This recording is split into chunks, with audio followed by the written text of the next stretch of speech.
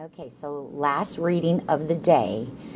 For there's still a few more chapters in the book, but as much as I would love to stay and finish the book, it's just not going to happen. So, our 8 class pets plus 1 squirrel divided by a dog equals chaos. What's going on right now is Twitch is trapped in the school.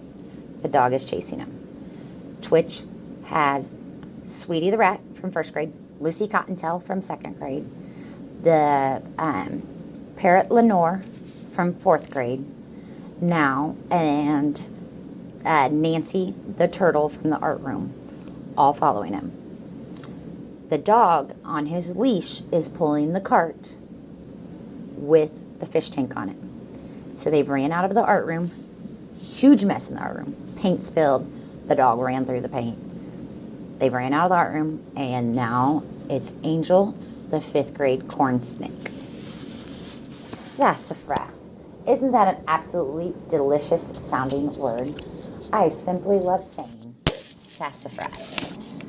Society also has succulent syllables, as does suspicious. The society I'm in is Mr. Shoganossi's 5th grade classroom.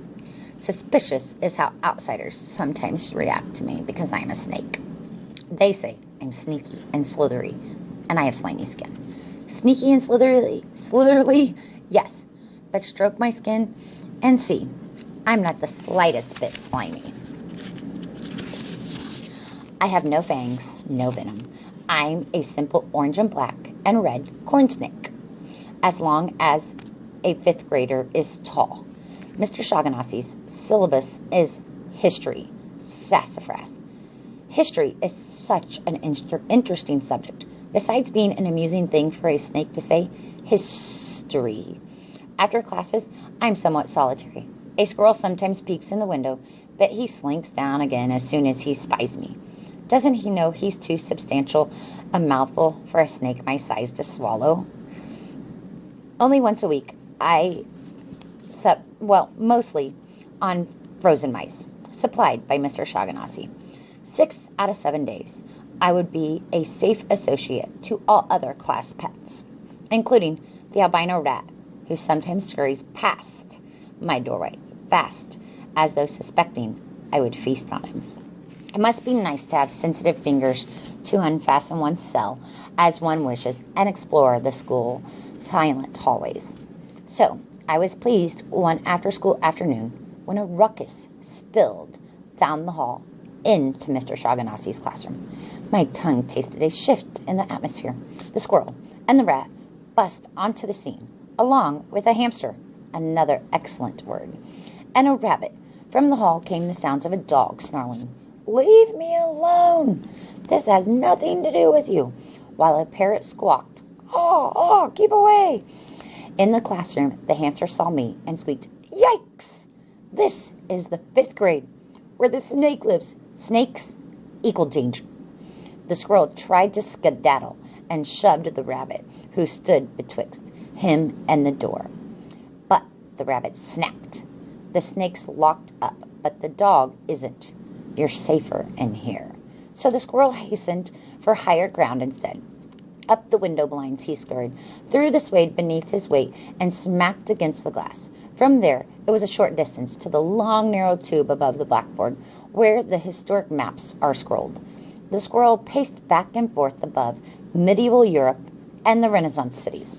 From the hallways, we caught occasional glimpses of the dog as he sprinted from classroom to classroom, trying to escape the parrot's beak. For some reason, I could not discern. The dog was towing a fish tank on a push cart, and from the slight distance, a sociable but slow-moving voice called down the, "Hey guys, don't move too fast." In Mr. Shoganossi's classroom, the nervous hamster ran around in circles and then said, "That turtle carries her shell around with her for protection. Protection against dogs. Protection against snakes. Could we make some sort of shell for Twitch?" The rabbit was looking at the shelves where Mr. Shaughnessy keeps mice supplies, including the large, lidless snake transport box. The rabbit suggested, "Or a shell to cover the dog." I deciphered the rabbit's scheme. I myself do not like dogs who snip and snarl and sometimes eat a poor harmless snake who has no poison to protect himself. So I said I could help. The squirrel had misstepped and was dangling from the cord that lowers the maps. How? He asked. By eating me before the dog has a chance to? I've had my frozen mouse this week, I said. My stomach is satisfied till Tuesday. They said, Yick.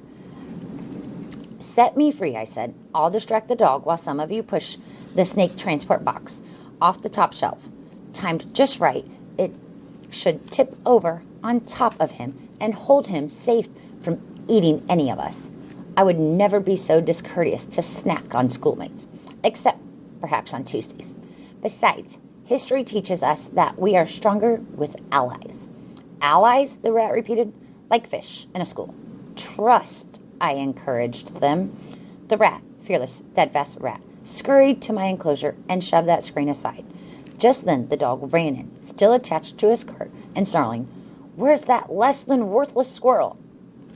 And the squirrel tried to scamper back up the cord, unscrolling Renaissance cities, till Florence was on the floor. The blue and gold macaw flew in to the classroom and squawked, Senor Dog on the loose, so move your caboose. Everyone to your places, pretend you're at the races. No one told the bird her meter was off. I slithered onto the floor. Seeing me, the dog scuttled in reverse. If he could have scaled up his fish cart, I suspect he would have. He didn't notice the squirrel, the rat, the hamster climb onto the shelf and began shoving at the snake transport carton. The macaw saw and went to their support. The box moved closer and closer to the edge of the shelf.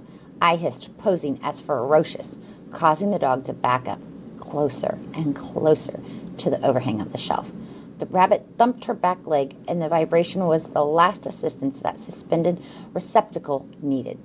Over the edge, snake transport tipped, showering pine shavings on all. But the fit of our timing were flawless. The box landed just so to trap the dog, but not the cart inside. Sassafras, I said.